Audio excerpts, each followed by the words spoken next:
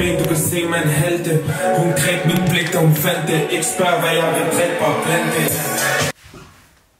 Hey, jeg ved ikke hvad jeg er. Jeg skal på Interrail, vi skal på Interrail. Det her, det er dagen inden. Jeg er rigtig frisk lige nu, og kommer til at være helt smadret på det næste klip lige om lidt. Vi har planlagt lige et år. Jeg skal afsted med Ravi. Ja, det er fucking. Jeg skal afsted med Robo. Og vi skal være afsted i 3 måneder. Så vi har sparet en masse penge op, så det er bare med at give den fuld gas. Se her, der har vi tasken og alt rodet. Ja, det kolder til næste dag.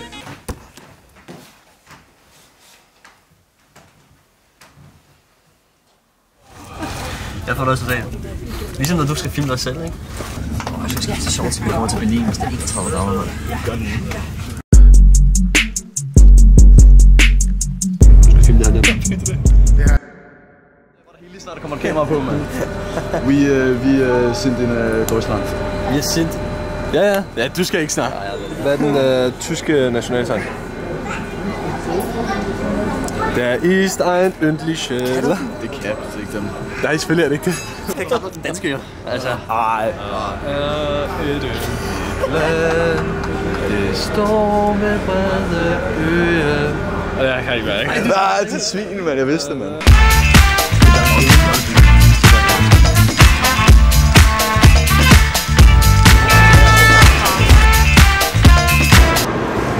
Hvad laver vi? Ja. Hamburg er et lortested. Fucking lortested. Halvdelen af togen er aflyst. Halvdelen er aflyst med over 1,5 time. Og 30 grader. Okay, så vi kom ikke til Berlin i dag. Så i stedet så har vi booket hostel i Hamburg. Ej, hvor gjorde det magiske ting ved mig sådan koldt. Ja.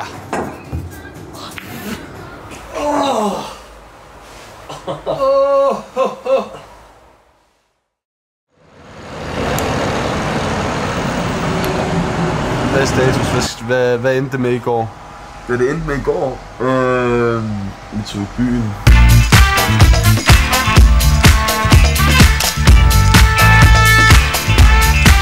Jeg tænkte lige ville få en lille fadbremse. Og det blev så til 10 eller sådan noget. Jeg har ikke engang talt på, hvis ikke mere til... Jeg kan ikke huske, hvad klokken var. Vi håber på, at vi kommer til Berlin i dag, men vi er ikke helt sikre, fordi at togene går ikke rigtigt. Jeg er sikker på, at den er helt fedt. Det er derfor, du gerne vil have, at jeg skal få. Ja, men det er fordi, jeg sidder på tur her. Kan I se, hvad jeg har at gøre med? Hvad sker der? Så hvert sted, så skal vi ligesom hakke nogle checklister af. Så hvert sted vi er, der skal vi se en kirke. Og hvert sted vi er, der skal vi smage en lokal øl. Og En ret. en nationalret også. Agtig, eller sådan. Det der de. Altså jeg synes jo Berlin, der er det jo en døner. Så sådan det lokale delikatesse er. Endelig. Vi gjorde det. Vi får det gjort.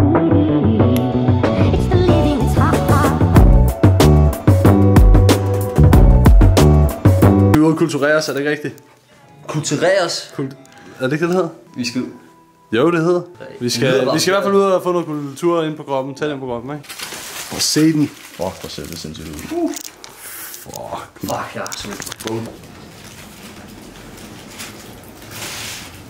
Det her det er en stabil 4, synes jeg. 4 ud af 5. Ravi, han er en tough critic. Hvad siger Ravi? 3,5. Jeg er på en 4. Hård critic, jeg er også på 4.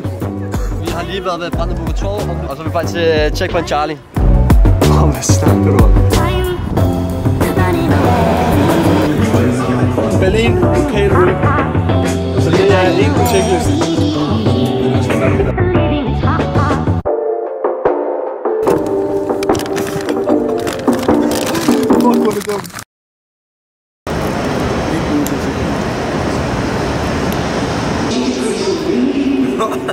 Tror du ikke, hvis det er en rigtig drik? Så? Jeg er lige kommet ind på et eller andet spisested, der hedder Burger Meister. Og håber, de er ret gode. Så se det her bøl. Bacon og karamelliseret løg også med. På en skala fra 1 til 5, hvor er Burger Meister? 4 eller 4,5? 4 eller 4,5? 4. Hvad siger du? 4,5. 4,5, ja. Jeg er også på en 4,5. Den er sindssygt. Fuck, den røg ned på 1 minut eller 2.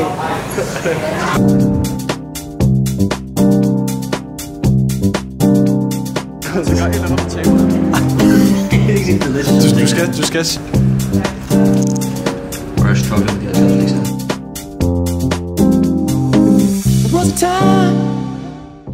Nå, Ravi, hvad skal vi nu? Nu skal vi have en netto for 7 timer. 7 timer, det var 7 timer fra Berlin til Amsterdam. Ja. Jeg håber, vi kan få sovet lidt. Nå, kom. Let's session. Wow, hvor er vi her? Hvor er det great. Nu 8 timers netto, som allerede var en 10 forsinket, så nu er klokken 10 minutter i 10. Lige nede i Amsterdam. Så bare direkte til hostellet og få noget ordentligt søvn. You got no time, better late than never. There was a time. Øj, hvor ser Best to do something. You got no better late than never. Yeah.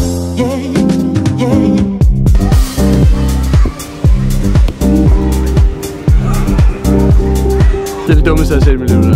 Så Ravi har lige fået en tøs telefonnummer. Holland. Det er for fedt. Rigtig hollandsk. Sind. Nej, hvor er det klart.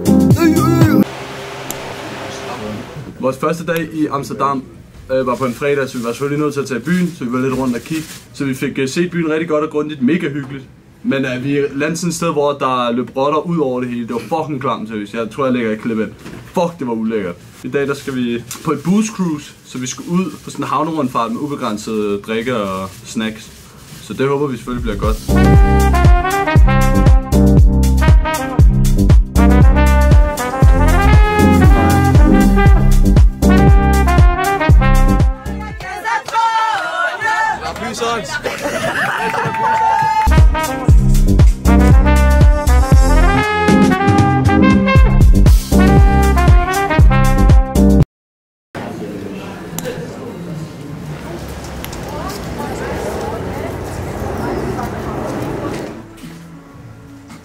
Okay, fucking meget. Jeg skal have sådan til Paris.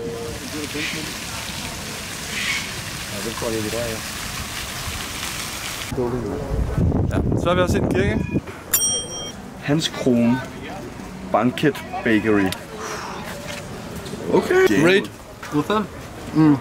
Stabil 3'er. 3 ud af 5. Den jeg fik mig lidt kedelig. Der er ikke noget sukker på eller noget, men ja, det smager bare croissant, så stabil 3'er. Jeg giver den første 3,5. Hvis I sidder og tænker, I spiser hele tiden, altså I laver ikke andet end at spise, så er det også rigtigt. Men den er meget lille, men hiver den frem. Prøv at høre ham, mand. Altså, hvad er det her? Hvad er det, vi laver lige nu?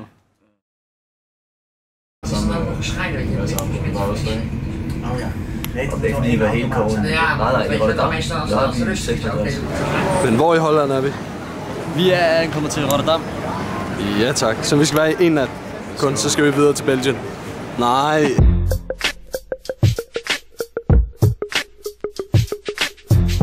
Vi skal jo også vaske tøj, fordi vi har ikke særlig meget med. Så. Aftensmad for i dag. Nå, taskerne er allerede på igen. Hvordan kan det være? Fordi vi skal afsted nu. Hvor skal vi hen? Til Bruxelles. Vi er endelig ankommet til Bruxelles. Og så har vi lige fået en gratis Tu désactiver la voix dans ma tête me dit putain. Qu'est-ce qu'on ferait pas pour le butin? Quand j'avais les gros, personne m'a donné du pain. Maintenant des couplets violents, j'en ai plus d'un. Se en kirke. Vi har set en kirke i Bruxelles. Ja. Men vi skal smage. Ja, vi tænker det næste, det er belgisk øl. Vi har glædet os helt sindssygt meget til belgisk øl. Og så lærer hvordan man bestiller øl på fransk tøj. Vi så ud, og så har vi fået, det er vores anden øl det her. Det er en Stella, de er meget gode. Det er ikke noget at råbe hurra for, det er ikke noget crazy. Vi kommer også til at prøve nogle flere øl. Henter det næste par dage. Vi er ikke fulde eller noget lige nu, vi sidder bare og hygger. Vi har ikke rigtig nogen planer for i aften. I kan måske høre det der i baggrunden, der er noget Palæstina. Mental de feu, j'ai la barre, donc je suis toujours au pied. J'tape 22 quand je les vois, 23 toujours au pied. Det er Chipron en bière.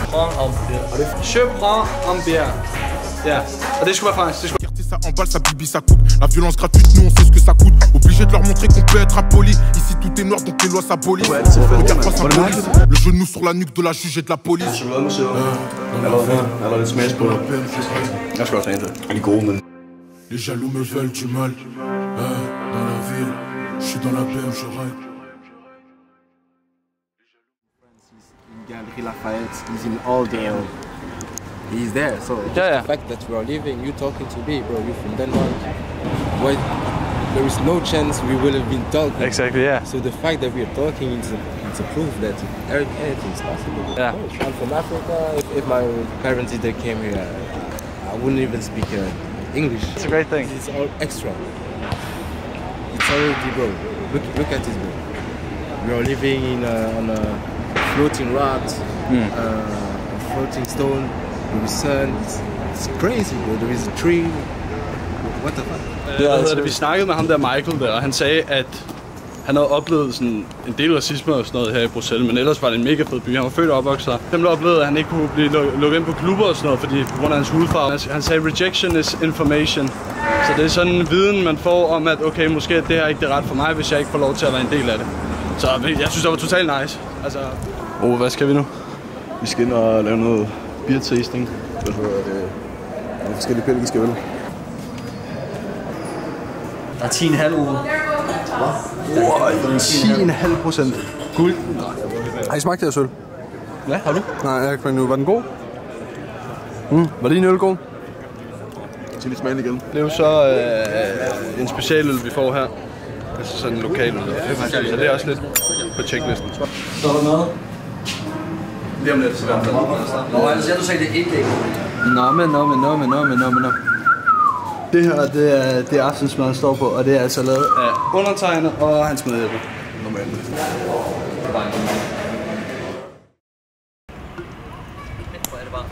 Vi har for anden gang glemt at købe pladsbilletter, så derfor så skal vi bruge 4,5 timer på at tage til Paris i stedet for 1,5 time, hvilket er rimelig røv. Men sådan er det jo, vi må være ude i bedre tid, hvis ikke vi vil vente så lang tid. Vi nåede ikke at spise belgiske vafler, der hvor vi var, og vi skal have det at spise. Så i stedet for så har vi købt nogle færdiglader nogle. Men de er jo også fra Belgien, så vi tager det som om, at det fungerer.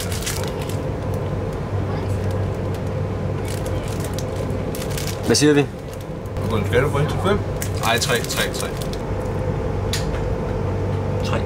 Ja, ikke? Ja, det er det. nej, det skal mere. Prøv igen. Gør det. Du må godt gøre det, tak.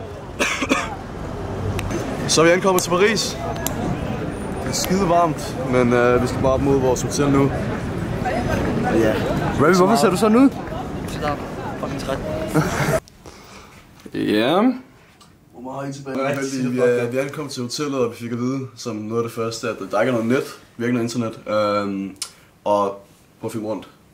Vi har fået det her værelse her, som I kan se kun er et enmandsværelse. Ja, det er 2-mandsværelse, ikke? 2-mandsværelse med en king size bed. Så var vi nede i Sile nede i receptionen, så nu har vi fået et nyt værelse, hvor der kan sove 2. Så det er meget lækkert, men... Lidt flækket sted, ikke? Lidt flækket. Ret flækket faktisk. Ja.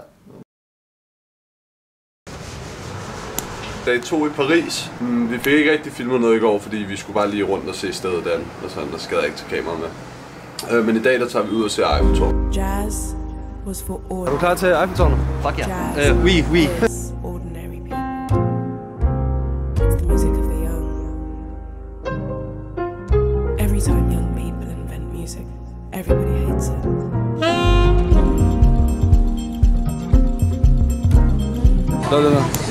Hvad er kagen til? Det er video. Nej! Jeg har fucking 18.000 til at starte med. Jeg har 7 nu. Fuck, man! Jeg vinker på folk. Men jeg har også... Jeg ved ikke, hvad fuck jeg har lavet. 30.000 euro. Ravi. Det er ikke noget for dig. Hvorfor det koster? Det er prisen værd. Hvad er det, vi skal? Vi skal drikke eller spise snegle nu. Drik eller spise snegle. Fuck, hvor det Snegle, ikke? Jeg betrøder det lidt. fransk delikatesse. Kan man så på en appetit? Det er fucking godt. Det er faktisk 4 der. Du har ikke smagt det lige nu? What? 4. 3? 4.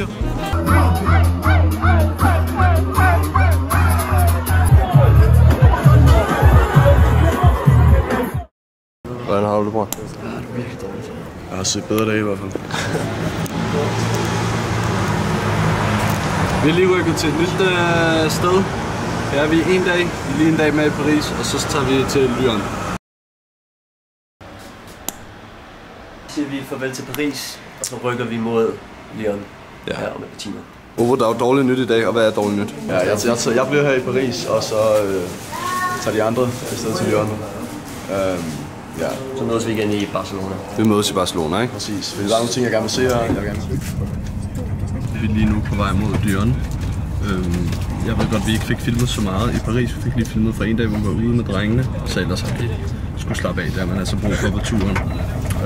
Så ja, I må skrive, hvis der er nogle ting, jeg skal gøre anderledes. Eller hvis I ikke kan lide, hvordan det bliver redigeret, eller et eller andet. Eller ham han får for meget taletid, eller sådan noget. Det må I skrive. Så skal jeg skal nok svare på det. Enten skriv til mig privat, eller skriv på YouTube i kommentarfeltet. Så cool. Vi ses i næste video.